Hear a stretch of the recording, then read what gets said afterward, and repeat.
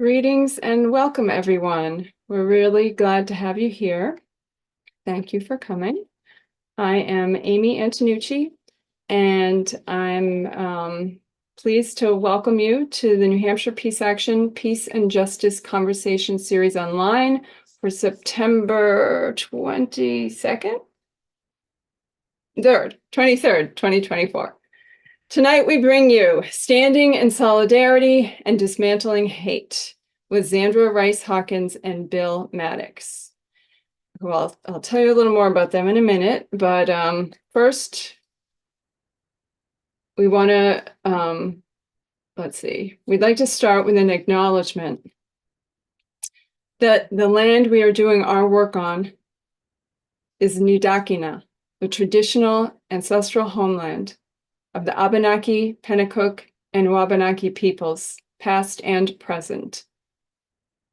We want to honor with gratitude the land and the waters and the people who have been in relationship here throughout many, many generations.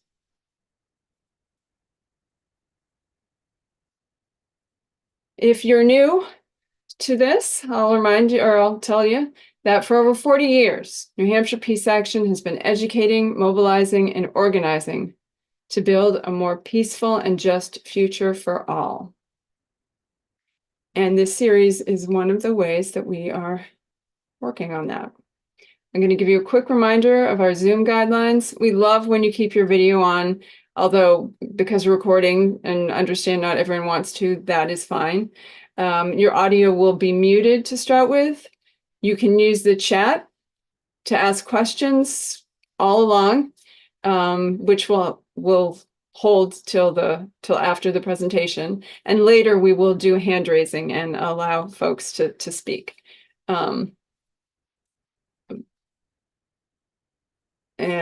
I am going to tell you about our two presenters tonight next. Again, it's Zandra Rice Hawkins and Bill Maddox. First, let me tell you a little bit from the very long bio that we could have done for Zandra. Zandra's the founding executive director of Granite State Progress. She has worked with, just to name a few, America Coming Together, New Hampshire for Healthcare, Corporate Accountability International, and she not long ago received a national award for her successful campaign leadership around gun violence prevention. Bill has been involved in community economic development work for over 30 years, most recently at the Carsey School of Public Policy at UNH. He also works as a facilitator for New Hampshire Listens, a volunteer with Granite State Progress's No Hate New Hampshire, and is a leader of the New Hampshire Peacekeepers Project. He's also a very valued board member of New Hampshire Peace Action. So we're going to hear from them, and then we're going to go to Q&A. So please join me in a nice visible welcome of Bill and Zandra. And Bill, you can take it away. Great.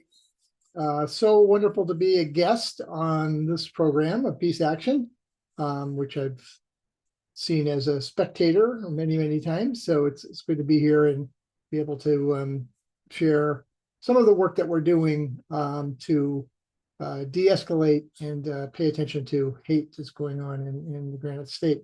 So I'm going to share my screen and hopefully are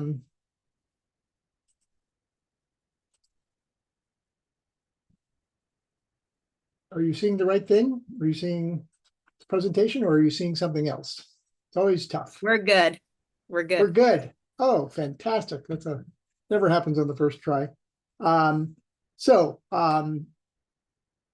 As you know, we're going to talk about a topic which we can really talk about for a very long time. Political violence is kind of the overarching theme tonight.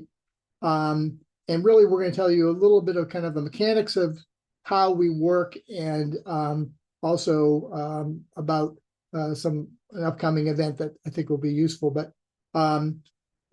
we're really looking at how political violence, which is unfortunately not a new thing, is something that the progressive community has for many years had to work to respond to de-escalate, in the face of rising pre-election tension that we're all seeing and hearing about. And I'm going to talk about the New Hampshire Peacekeeper Project, which is a project of Peace Action. And Xander will talk about the Granite State Progress, No Hate New Hampshire work that we do. So let me start off by saying that political violence is a constant in US. So I'm sorry, I think I'm a couple of screens behind, but there's the things that you were supposed to see while I was telling you about what we're going to be talking about. Thank you. So we will talk about all of this stuff and then have a Q&A. I don't know if I mentioned that, but we will do a Q&A at the end. So political violence is a constant in US politics and has been since the earliest days of our country. That picture on the left is a pretty frightening picture because it's in Kittery, Forside in the early 1920s. And that's a very large contingent of Ku Klux Klan. On the right, these are Klansmen before they were able to take their wives' sheets and wrap themselves up in them or something like that. But Klan has been, unfortunately, something that we've had to deal with here in New Hampshire. We have a long history of simmering racism until the early in this century, the current century we're in. Low migration of people of color and immigrants to the state was really a result of a lot of racism and hatred and suspicion of people from away or the other. We had to do a 20-year campaign to enact Martin Luther King Day, which finally became a state holiday in 1999. And it took far longer than almost any other state in the United States, which is really kind of sad and shameful. More recently, there's been a rise in paramilitary and free state groups. And since 2016, coinciding with the election of Trump, the violent response to Black Lives Matter protests and many other events, including January 6th, have meant that we are in a period of intense political violence. Obviously, the pandemic amplified things and gave rise to anti-mask groups and groups that are opposed to public health measures. So it's really quite a mishmash of different local groups and national groups, and we'll go over those in the presentation that Xander is going to give. In the past 2 years, there has been increasing attacks on the LGBTQ plus communities. Bad actors like the Proud Boys, the Patriot Front, and more recently a group called NSC 131, which is a neo-Nazi group, have really taken on a very onerous and dangerous posture towards queer people and immigrants and others. And so it's something that, as a progressive community, a community that's really trying to affect change here in the state, we've been faced with having to deal with. So I want to give kind of a brief history of peacekeeping here in the state. And as far as I can tell, the genesis of peacekeeping in New Hampshire began at an event that marked the consecration of Reverend Eugene Robinson as the first openly gay bishop in the Episcopal Church. Arnie Alpert and Larry Brickner Woods and other people came together after there was a threat from the Westboro Baptist Church, which is a very nasty homophobic organization that would go around the country and protest quite often at the funerals of service people that were killed in Iraq or Afghanistan with very, very provocative and insulting anti-gay signs. And they were going to come to Durham. And so the consecration of Gene Robinson was moved to the Whittemore Auditorium or Arena. And Larry and Arnie and others were able to get dozens of peacekeepers trained and create a circle of love around the Whittemore to really make the event special and to really kind of de-escalate and kind of push to the side any of the haters who were there to take this very consequential event and try to mar it. So that's where kind of how we got started. Since then, under the guidance of Arnie, Will Hopkins, Louise Spencer, Maggie Fogarty, and others, Peacekeeping has continued and it's really flourished in the past several years. I want to be clear of one thing, and there's some scenes, you might recognize people you know there. March for Our Lives down the right, picture of me on the right. There's Ken, who's actually on the broadcast with us, and the Gay Pride event in Portsmouth. These are places where peacekeepers have shown up. So what do we do when we're peacekeeping? I want to be clear that peacekeeping at events is not unarmed security. We're not event marshals, and we're not bouncers like you might find in a bar. We don't do any of those activities. Peacekeeping follows nonviolent action concepts developed by the civil rights movement and articulated by the Reverend Martin Luther King Jr. in these 6 principles of nonviolence. A couple more pictures of peacekeepers. Martin Luther King's 6 principles include nonviolence as a way of life for courageous people. It's an active, nonviolent resistance to evil. It is aggressive spiritually,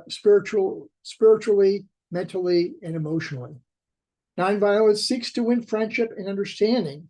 The result of nonviolence is redemption and reconciliation.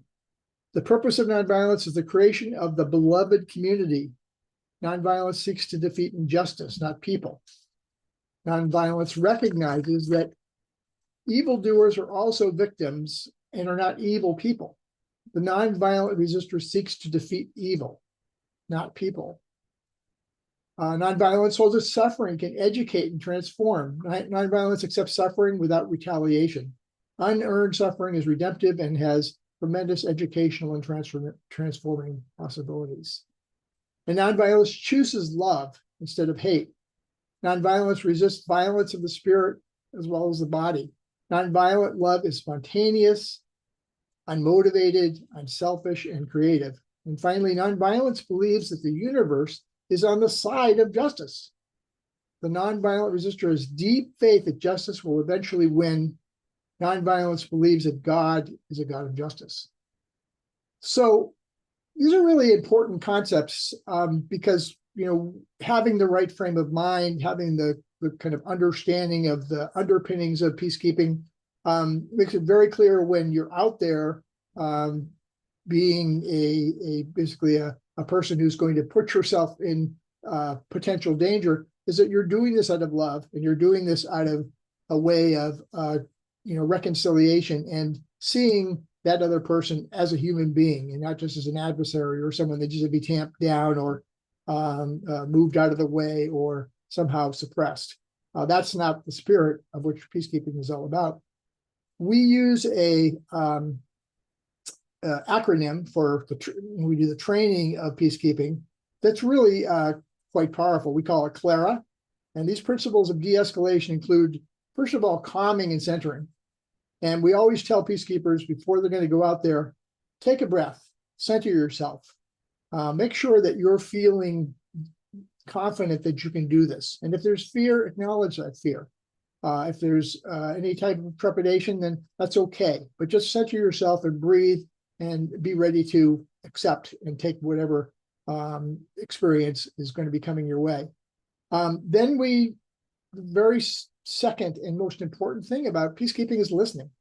When we go out there to deal with people who are agitated, and sometimes those people can be on quote unquote our side, we want to listen to what people are saying. What are their concerns? What are the things they're afraid of? What are the things that they're agitating them? Listening has an incredible way, having someone tell their story and tell their concerns of taking the focus off the event and putting the focus on the things that matter to that person. And if you're really in a genuine way listening to someone, they know that. The third thing is affirming. Affirming means, you don't have to agree with what someone is saying, but affirming meaning I hear you and I understand, or that could be difficult for you. Some level of empathy, again, goes a long way in helping to bring people into a more centered place themselves. You want two centered people to communicate with each other and not to have a situation where you're in an adversarial role or you're trying to use power. Again, this is not police work. And again, responding to their issues and concerns. You may not have the answers they want, and you're there certainly not to try to get into a debate with someone, but responding so that they understand that you understand and that you're sensitive to the things that motivate them is really, really key to unwinding some of the tension that people feel. And finally, adding information. If people are open and they're able to think about other possibilities, and maybe the possibility you can have them, visit the website of an organization you think that would help them, or read a book or something like that. I was doing peacekeeping at a very pitched event at the Milford High School a couple of years ago. It was at night. There's probably 150 people there. It was around transgender kids being able to use the bathroom of their sex, and it was just really, the fact that we even had to do that was kind of ridiculous. But it was quite a group of pro LGBTQ people and some protesters. And I noticed a young trans man and an older man carrying a anti-trans sign having a conversation. So I kind of hovered around them to make sure that their conversation was not escalating. And it was really quite amazing because I could overhear them because I was, kind of close to them. The kind of dialogue that was going on, it was very energetic. There were a lot of ideas being thrown back and forth, but what was happening there was dialogue. And they talked for probably 20 or 30 minutes, and I kept watching them, and it was, they were calm. But that was essentially that young trans man was de-escalating the situation just by being a human being and trying to hear what this guy with the sign had to say. It was really a great example of peacekeeping in a lot of ways. So while we are appreciated, peacekeeping has been appreciated over the last several years, and we've done a lot of peacekeeping by school departments, mayors, drag queens, and many others, we are not appreciated by some for providing peacekeeping for many of the LGBTQ plus events across the Granite State. We were recently attacked by an extreme North Country state rep and 6 other state reps after a state house rally where anti-trans activists, I won't mention their names, but people probably know them. They hold signs and show up at kind of many different events. They're using offensive and very aggressive tactics to push their hateful agenda. And peacekeepers tried to provide a human barrier and shield trans folks from this abuse. And it turned into a difficult confrontation. We thought we did our best to de-escalate the situation, but a week or so later, the state rep made a bizarre and unfounded attack on peacekeepers and New Hampshire Peace Action, and his charges were placed up on X. It was 7 or 8 or 9 paragraphs. It was just the most bizarre stuff about peace action and anti-trans stuff. And of course, X attracted a lot of attention. Part of what this state rep was putting up there was that the state New Hampshire's Attorney General's office should do a complete investigation of peace action. The X posting also attracted the attention of far-right national media. A reporter tried to contact many of us, wrote 2 really scurrilous, disgusting articles in publication I won't even mention, but a far-right publication. So it was a lot of unwanted attention for peacekeepers, and for us as an organization that currently doesn't have an executive director and has kind of like Amy doing most everything, we were in a position of having to deal with the Attorney General's office. Both Doreen and Amy, had some dealings with them, and in the end, they were very calm, and they basically said there was nothing wrong, there was nothing amiss. They were there really trying to help us. They were doing this investigation because they had to, and in the end, it was nothing but pure harassment by the state rep. Really, a misuse of power by someone elected to serve people. While we, had I guess we would say a positive experience with the AG's office, another group was not so lucky. The Reproductive Rights Fund was attacked again by, vicious anti-choice people, and the legislature did an investigation. The AG's office did an investigation. Again, the AG's office didn't find anything wrong with what the Reproductive Rights Fund was doing, but using your position within the legislature and the legislature as a cudgel against ideas or beliefs that you don't like is really wrong in every way. So we are in some ways a really good place as far as peacekeeping. We have about 40 trained peacekeepers with a dozen or so active at any time. And we're really proud of the work that peacekeepers do. They show up with a high level of commitment to these nonviolent principles, and they create safer and more democratic civic engagement in New Hampshire. And they do it pretty faithfully. We've, been at a wide variety of events and a wide variety of weather, and sometimes extremely threatening situations. People with long rifles and very hostile. And our peacekeepers really do a fabulous job of de-escalating and trying to restore some level of civility when it's really tough these days. We're always looking for volunteers. We're going to be offering our next training on Saturday, October 19th in Concord. We're calling the event, this is a tentative title, but Supporting Nonviolent Action During Election Season. A couple of us are going to be, the next 3 nights are going to be in a really interesting political violence engagement course. We're going to be learning how to diffuse political violence and learning different tactics. We're going to share those at this training. We're going to have, after the morning session, where we're really going to check in on what's being done around the state, how people are defending the election process, what's going to be happening in the days afterwards, and some of what I've learned, learned from the training we're going to attend. We will then have a peacekeeper training, a basic training where people get a chance to learn the skills that we've been talking about in this broadcast, and join us as part of the New Hampshire Peacekeeper Project team. So really want to thank everybody for your attention. We'll definitely have time for questions at the end. And for all of you who are listening or are here tonight watching who are peacekeepers, we really appreciate you and really love how much you are dedicated to New Hampshire being a peaceful and safe community. So really want to take off our hats to you. Don't have a hat, but and at this point, I will turn it over to Zandra. Thank you, Bill. And I just have to echo, the peacekeepers have been instrumental in New Hampshire over the years, but particularly in this moment.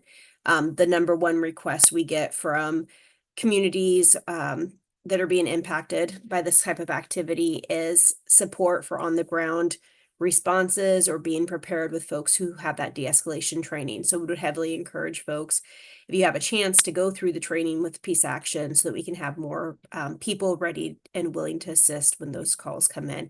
I know our peacekeeping team has been running around the state trying to help support all of those communities and all of those activities. So as Bill said, my name is Andrew Rice Hawkins. I'm the Executive Director of Granite State Progress and Engage New Hampshire. Our organization serves as a progressive communications and research hub. And part of the work that we do is tracking far-right movements in the state.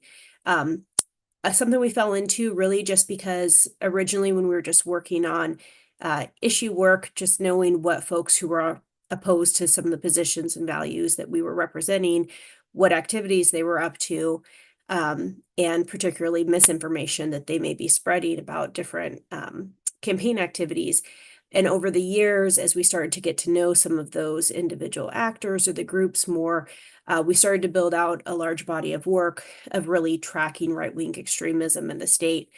That has been going on for 16 years now, part of our tracking work, but it really accelerated around 2020 when we had the COVID lockdowns. Sorry, I used their language. When we had the COVID public health responses, and we had groups like Reopen, call them COVID lockdowns, and be out on the streets protesting at a time where we were just trying to save American lives and make sure that we could all make it through that. That's what this image is from. This is actually one of the militias that we came in awareness of during that time period in April of 2020.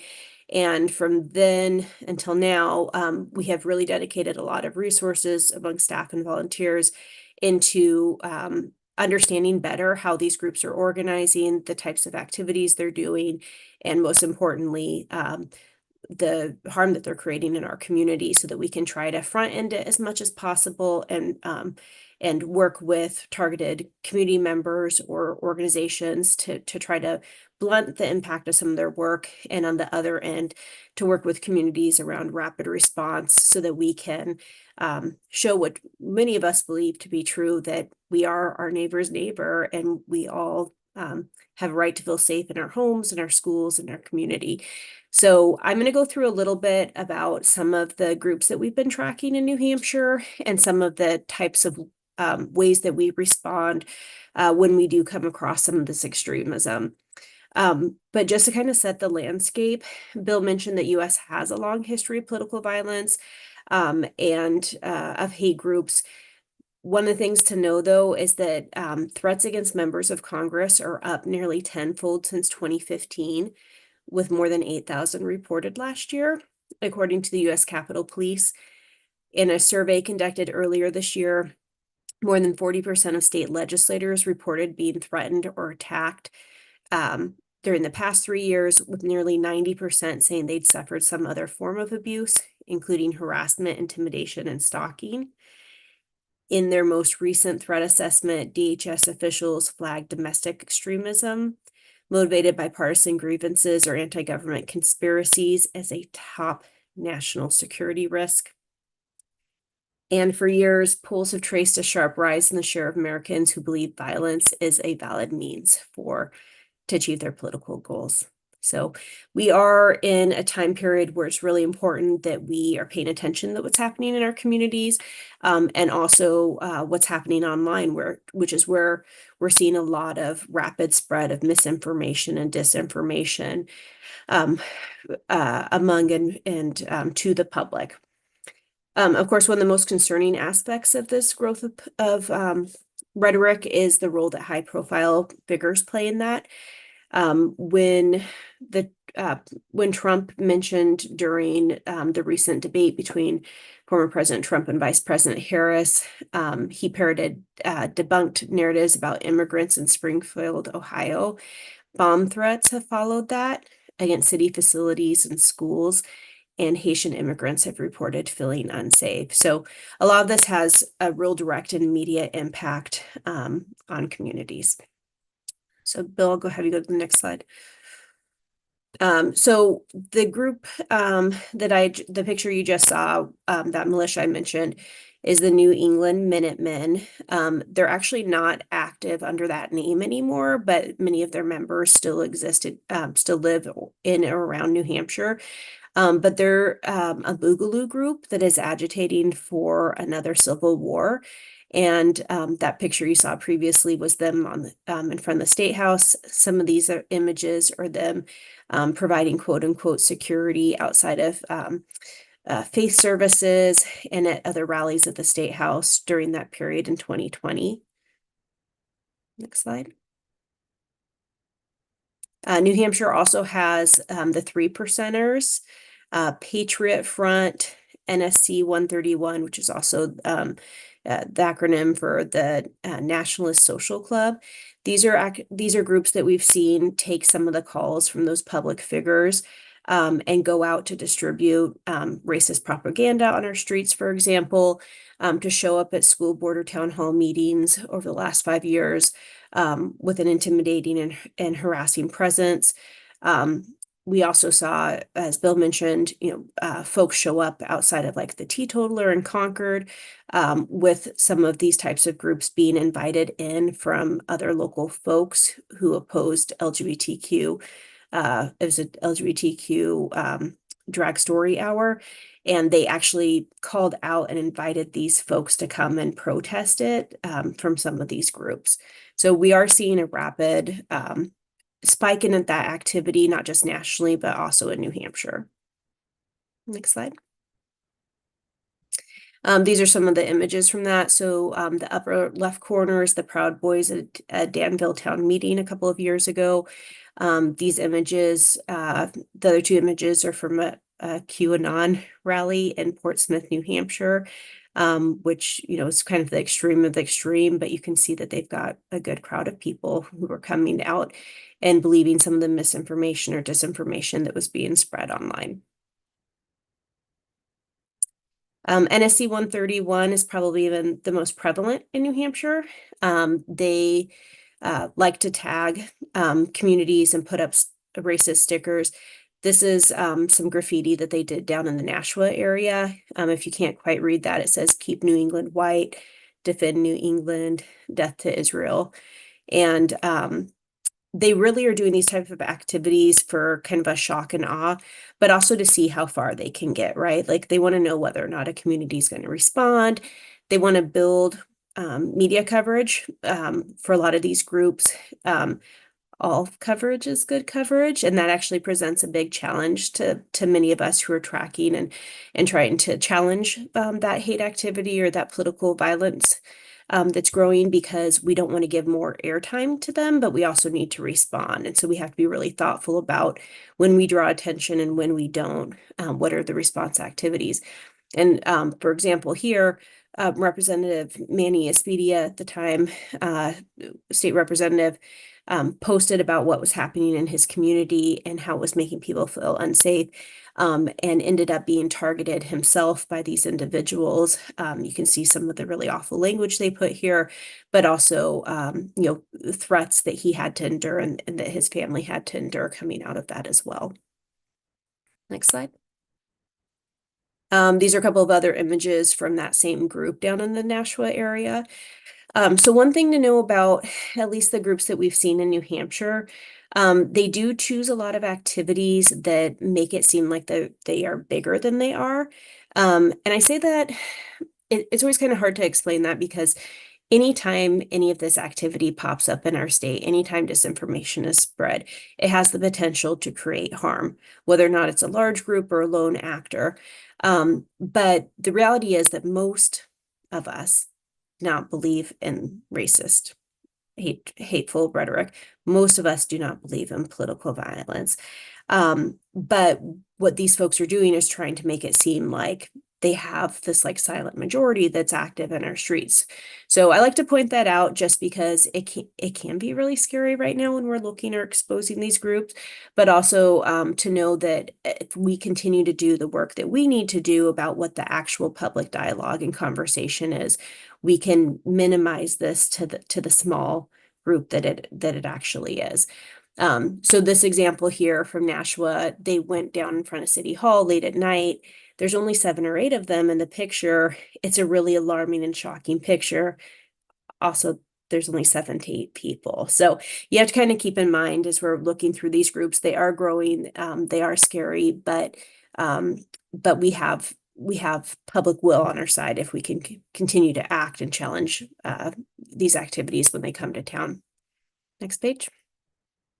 Standing in the way of that, not only Trump at the national level and other folks who are echoing conspiracy theories, we also have a ton of people, unfortunately, in positions in New Hampshire who've either looked the other way or been a part of the problem.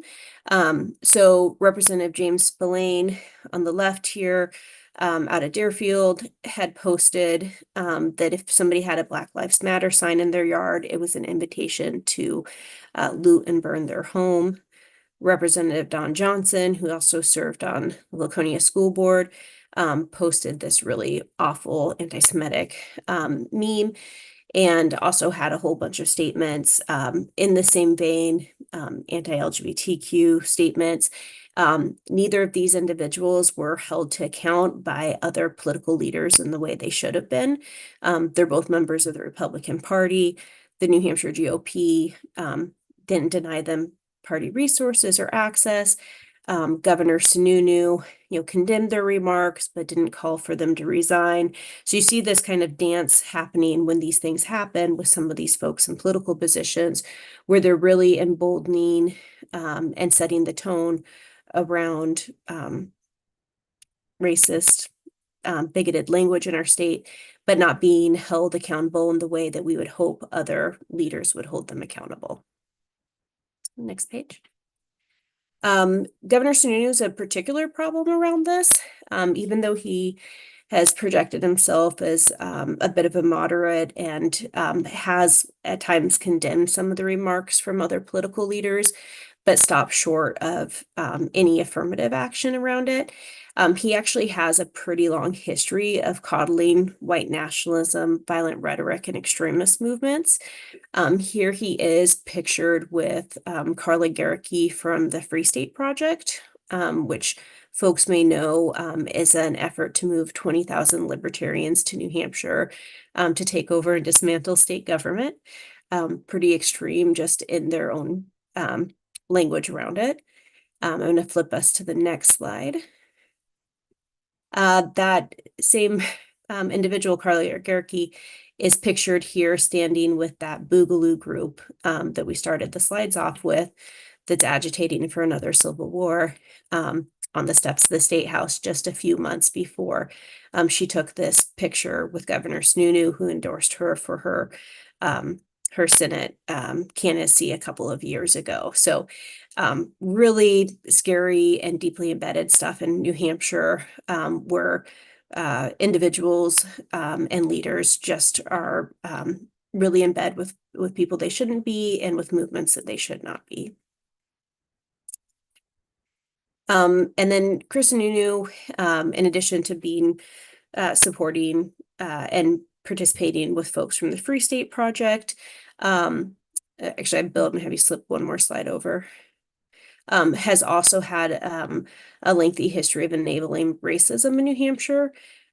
So not only did he not call for the resignation of folks like James Spillane or Don Johnson, he actually spoke at meetings for groups that have very marked racist and racist remarks and have made overtures towards political violence, including speaking to the Rochester 912 group during the time that New Hampshire resident Jerry DeLamus was in federal prison for his role in the Bundy Ranch standoff. If folks remember what happened out in Nevada with the Bundys, and Sununu went and spoke to a group that he and his wife had founded. His wife was still active in it.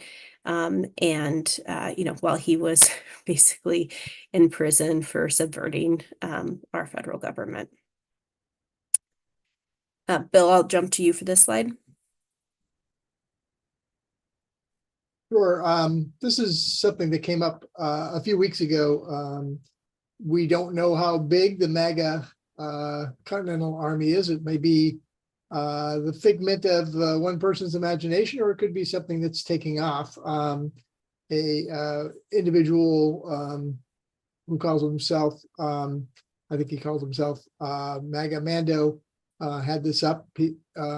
When he first posted it, there were about 12 or 13 members at the time of this screenshot, so 148 members. So he's definitely attracting some more interest, but we don't really know. We keep watching for the MAGA Continental Army to see if it pops up in other parts of the country and what kind of substance it actually has. It could be just, as I said, something fleeting and so some, imaginary effort by an individual, or could be something that starts to take off and get people to be attracted. Obviously, the idea of having a private militia is illegal in the United States. Anywhere you can't have your own private militia. So a MAGA Continental Army by name is something that isn't permitted or allowed in the United States, and we should be wary of anybody who thinks they can start their own army. And this one we put up in particular because we saw that group grow by 30% in the 24 hours after the first attempted Trump assassination. So part of what we do with our no hate tracking is just pay attention to the fringes, and so as Bill says, this group may go nowhere, but we saw a lot of New Hampshire residents join it. They joined it for a stated purpose. the mission of it is very clear. So a lot of what we do is just monitor a lot of things until we get to the point where we feel like, they're either going to be an activity or we need to flag something, or as has happened on occasion, we see something that's serious enough that we actually need to flag it for the authorities to make sure that there are more resources and eyes on it. Do you want me to do this one? Yeah. So Project 2025, 4 or 5 months ago, very few people had known anything about it, thanks to the campaign of Kamala Harris and Tim Weiss, Walz, sorry. We now know a lot about it. It really is a chilling blueprint. Trump can deny all he wants, any association with the 60+ people that used to be part of his administration, who helped to create this document and this whole blueprint. But it's there for anybody to see, and God forbid he gets reelected. This will be a blueprint for dismantling federal government, including completely sacking the civil service ranks. Department of Education will be gone. You've heard the ads on and on, but it's very, very frightening, and obviously something that we're paying attention to. Let you go from here. Yeah. So, okay, so that's the scary threatening part, but what are we going to do about it? So, I want to highlight just a couple of really great community responses, some which even predate our time doing this work, but that we thought were just really powerful responses to seeing some of this pop up in our communities. So, here in Concord, during 2011, 2012, there was a rash of racist graffiti that showed up, particularly on the homes and businesses of new Americans. And Concord, along with, I believe, Peace Action was involved in this, and American Friends Service Committee and others, launched a Love Your Neighbor campaign. And if you go around Concord, New Hampshire, even today, you'll see these same yellow and black print signs in the windows of community members, which is a really great enduring response, even 12 years later, to say we weren't going to let that kind of activity define our community, who we are, our values, and our relationships. And we just thought that was really powerful. Other communities have done things like New Hampshire United Against Hate down in Nashua. They did a big rally coming out of the racist graffiti that we saw down there. Up in Franklin, a small business owner who had been speaking out was actually targeted. And this is still ongoing, but Franklin has formed a committee to look at internal policies at the city level and things that they can do in the community. But she is also involved in some activities and currently a lawsuit that is really built from a restorative justice model, and trying to force some changes at the systemic level versus like any just kind of personal damages that she's incurred from being so heavily targeted by white supremacists.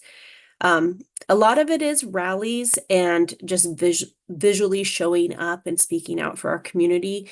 In the best case scenarios, we've actually been able to not just respond, but actually diffuse activity. So Bill mentioned some of the things that happened down in Milford, New Hampshire, when we saw folks starting to threaten LGBTQ students, and we were able to actually work with community members down there and host a rally before a really big school board meeting, but also have intentional community conversations that has allowed that community to not just come out of that with keeping their inclusive student policies, but actually they have built forward and ran really great candidates for the school board that they got elected, and then those folks are now running for state office, and they're just they said, we're not going to accept political leaders targeting kids in our schools. We're not going to accept the threat of this being kind of hate and exclusion being the definition of our community. And so that they have continued to organize for the last 2 years coming out of that. In Concord, we were able to find out before some of these groups targeted the drag story hour that they were coming.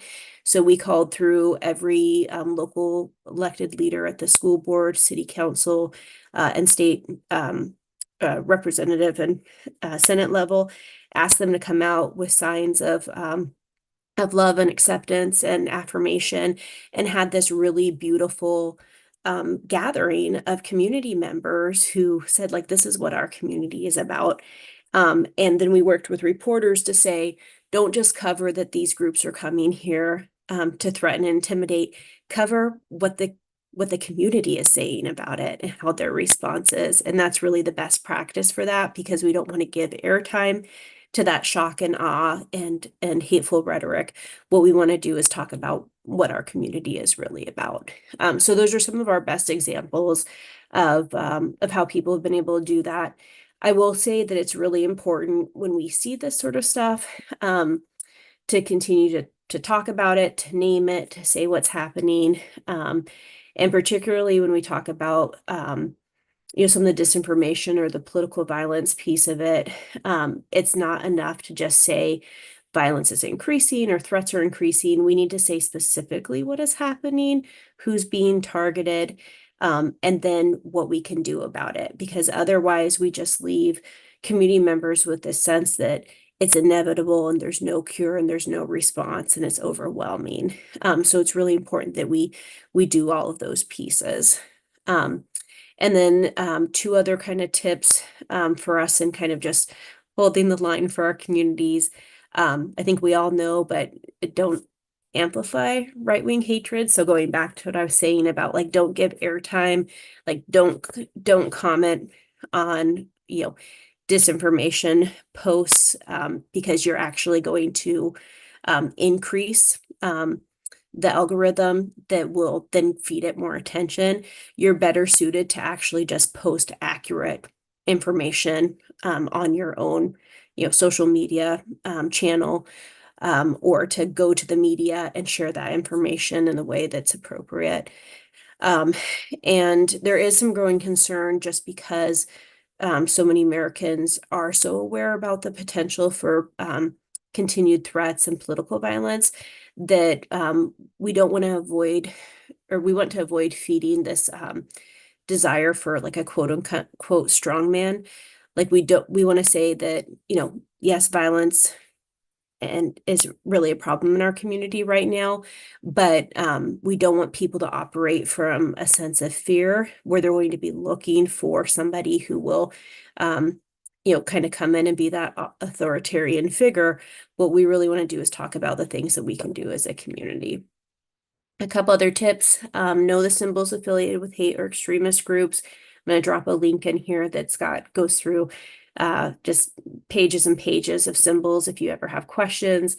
Document activities, even if it's something as minor as a sticker you see. Reach out to impacted community members to show support. And then consider, not just at the state level, but the local level, public policies that kind of hold people to account when we see any of this activity happen. So I'll pause there so we can do some questions, and I'll come back to Megaphone at the end. Okay, well, we are not going to have time for very many questions, but there are a couple here. Let's see, and maybe people can, so everyone be succinct, okay? And we'll see what we can fit in. Actually, let's start with this one. Judy wants to know if the October 19th meeting is just for people who want to become peacekeepers, or is it something that anyone concerned about political violence can come to? Maybe Bill can say more about that.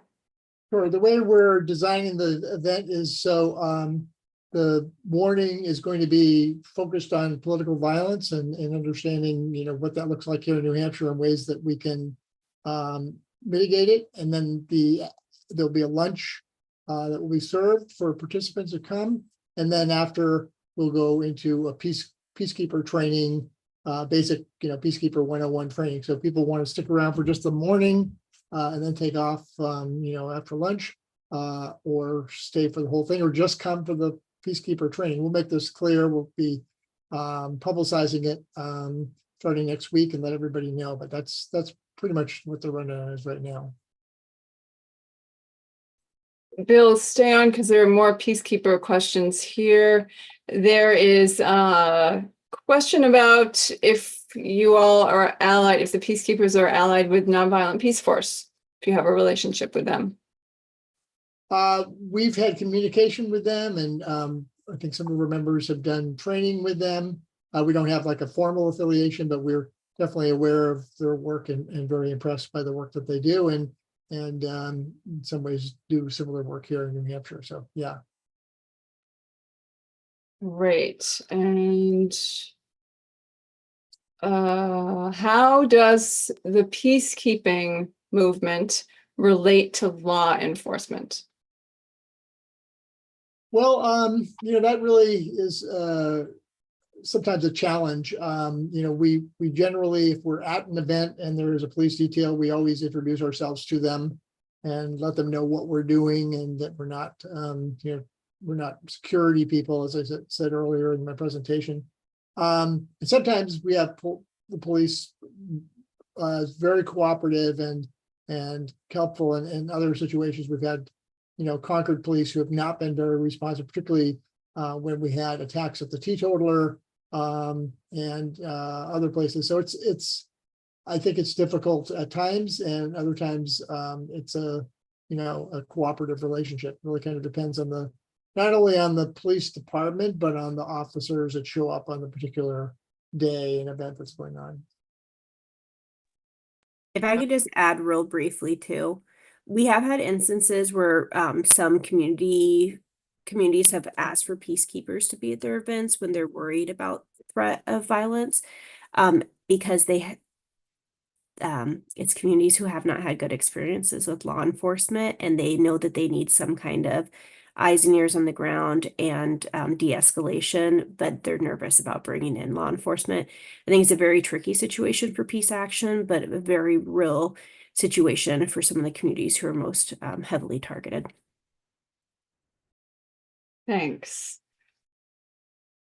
Right. So let's see. Krishman's wondering if, you're doing this tracking on hate groups. Does the New Hampshire state government do that or have any resources or, offer anything, any help on this?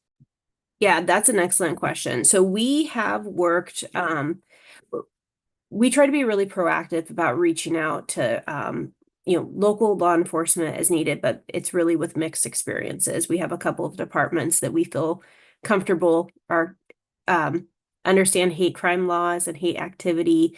We also have a very real barrier right now that a lot of hate activity does not quote unquote meet the level of hate crime. And so we really have to be thoughtful about like how we help assist community members in those situations. But we've had better luck, more consistent luck, I think, in speaking with like the Attorney General's office and their civil rights unit. And the U.S. Attorney, Jane Young, has been really amazing, and her team is actually working with the AG's office to put together these events that they're events actually that Bill and I had formed a couple of years ago, where we did big road shows about understanding and challenging particularly hate-based activity and the groups that were in the state, modeled after FBI events we had seen in other states. And they were so successful that the FBI, the Attorney General's office, and the U.S. Attorney General's office has now been hosting those in New Hampshire, which we think is a great development. They're not as specifically naming groups as we are, because they just have to be more cautious, right? In some cases, and we can be very direct in naming individuals and groups. So I think that's the one tension that still exists. They also can't share back with us. So sometimes we share information and we don't know, is this new? Is this not new to you? But we know we need to share it. Great. Well, we are going to need to move to wrapping up, and I know you have one more slide to put up or a little more to say. So how about you go to that, Sandra?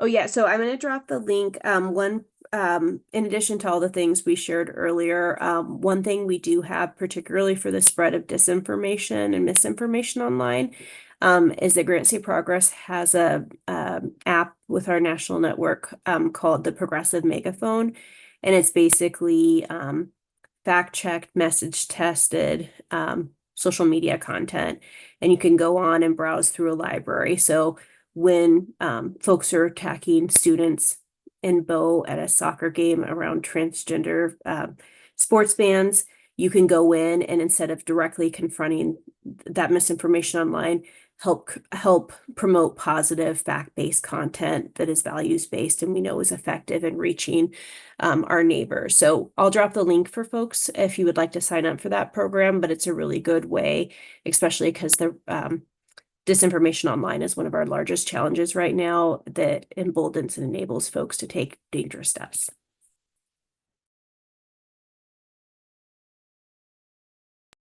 All right, great. I'm putting a couple things in the chat. Doreen has too. Good. So, wow, thank you. That was a lot of information, a lot to digest, but we are going to have to wrap up our program for tonight with some information, with even more information. Okay. So I want you all to know how to stay in touch with New Hampshire Peace Action, nhpeaceaction.org. And also go to Facebook to learn more about what we're working on and what programming we have coming up. I will put some things in the chat, but I want to highlight a few things. We have a lot of great stuff coming up. If you're local, join us for our Ceasefire Now vigils. These are almost a year old. We wish that weren't true, but they are even more important, if anything. And our upcoming schedule is Wednesday, September 25th, 2 to 3 at Representative Pappas's office in Dover. Thursday, September 26th, noon to 1 at City Plaza, Concord. Wednesday, October 2nd, 2 to 3 p.m. at Senator Shaheen's office, also in Dover. Coming right up, Tuesday, September 25th, 7 to 8 p.m. Eastern Time, Organizing for Peace and Urging Congressional Action. Join the Mother's Day 5 for a conversation around their choice not to leave Representative Pappas's office and be arrested, their action in May, and what happens next. Thursday, September 26th, 6:45 in person. That previous one was on Zoom. The film Where Olive Trees Weep is showing at Red River Theater in Concord, New Hampshire. And there will be a moderated discussion after the film with members of Not in My Name, New Hampshire. Our next online peace and justice conversation will be Monday, October 7th, 7 p.m. Yes, it's on October 7th. And what we are going to do is have a program called Keeping Hope Alive in Challenging Times. It's not going to be recorded. It's going to be more of a participatory evening. We're not really going to talk about any specific issue, but we're going to share our experiences and our ideas and how we support each other in any peace and justice work, which continues to be needed in the world, but is daunting. One more thing. Sunday, October 13th, 11:30 to 3 p.m. is our annual New Hampshire Peace Action Fall event. Pathways to Peace, Learning from Palestinians, Israelis, and Each Other at the Dairyfield Restaurant in Manchester, New Hampshire. There's also a Zoom option for the program part, a lunch for those there. Our special guests are joining us from Palestine and Israel via Zoom. They are members of Combatants for Peace, a group of ex-combatants who laid down their weapons, rejected all means of violence to work together. Again, there'll also be lunch, networking, and an activist awards celebration. This series is free and open to everyone. That said, it is incredibly helpful and really means a lot to us when you donate. And we know that we have your support for doing this and our other work. And that's in the chat, but nhpeaceaction.org/donate. So let's take a moment for another of those visible thank yous for Bill and Zandra for the amazing work that they're doing and for coming tonight and sharing it with us. Thank you so much. Thanks to all of you for coming, and we look forward to seeing you again soon. Thank you very much.